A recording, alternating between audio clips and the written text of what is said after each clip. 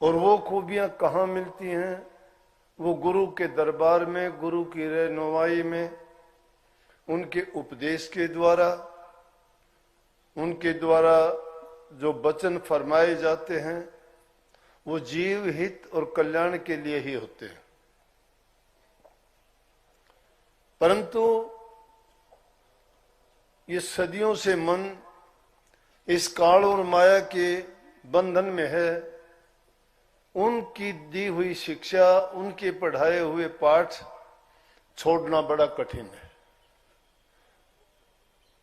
इसलिए संत कहते हैं कि अभ्यास करो। गुरु आपको जो मंत्र देता है, ज्ञान देता है, शिक्षा देता है, उसको कहते हैं कि उसका अभ्यास करो, उसको भूल ना जाओ। अगर उसको भूल जाओगे तो फिर ये काल उस बिल्ली की तरह से दाव लगाए बैठा रहता है। जिस प्रकार से बिल्ली अगर चूहे को देख लेगी कि इस बिल में चूहा घुसा है तो उसके पास बैठ जाएगी, और जब तक वो नहीं निकलता है, जब तक उसको वो नहीं मार लेती है, क्योंकि वो उसकी खुराक है, तब तक वो वहां से उठती नहीं है। उसकी पहरेदारी, चौकीदारी, हाजिर रह के पल पल उसके बारे में सोचती रहती है, देखती रहती है। इसी प्रकार से हमें भी अपने मन की रखवाली पल पल बैठ के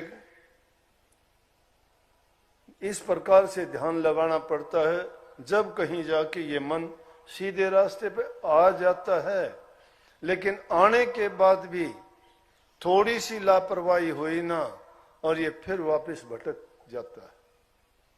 क्यों भटक जाता है? कि दुनिया के रस, दुनिया की जो वस्तु चीजें हैं वो इसको लुभाती हैं।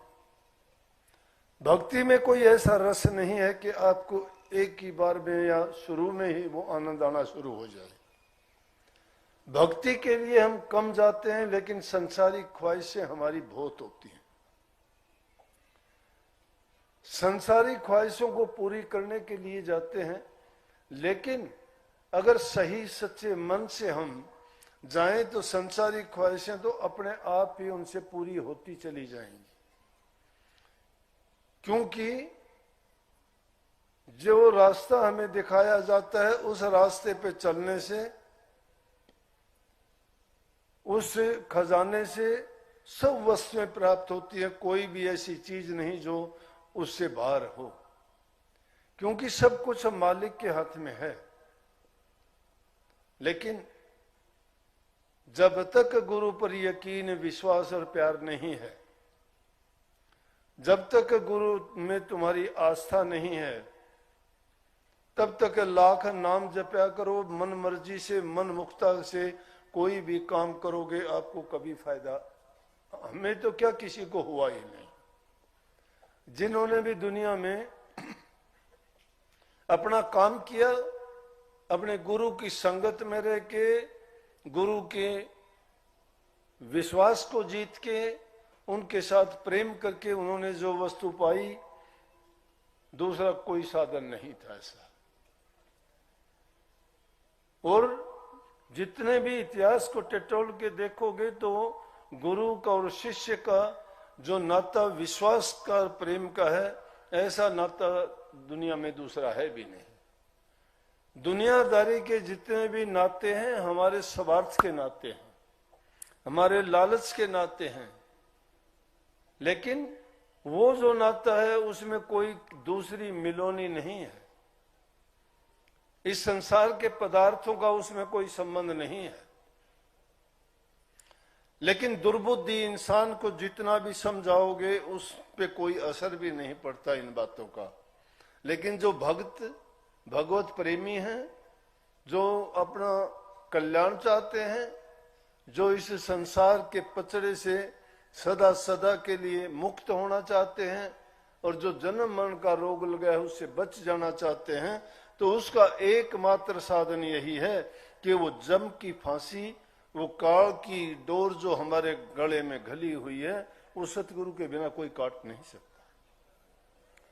और जिन्होंने सतगुरु के प्रेमी हुए उन गुरुमुखों की अगर कहानी और बातें सुनोगे तो आपके जो मन की बातें हैं, जो तुम्हारे ऐसे कोई भ्रम पड़े हुए हैं दिल में, उन भ्रमों को टूटने में देर नहीं लगती।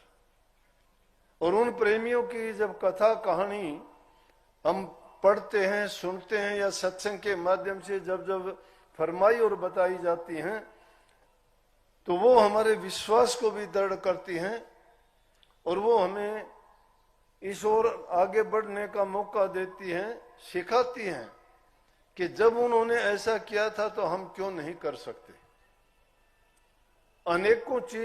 अनेकों घटनाएं ऐसी हुई जो इस बात को सिद्ध करते हैं।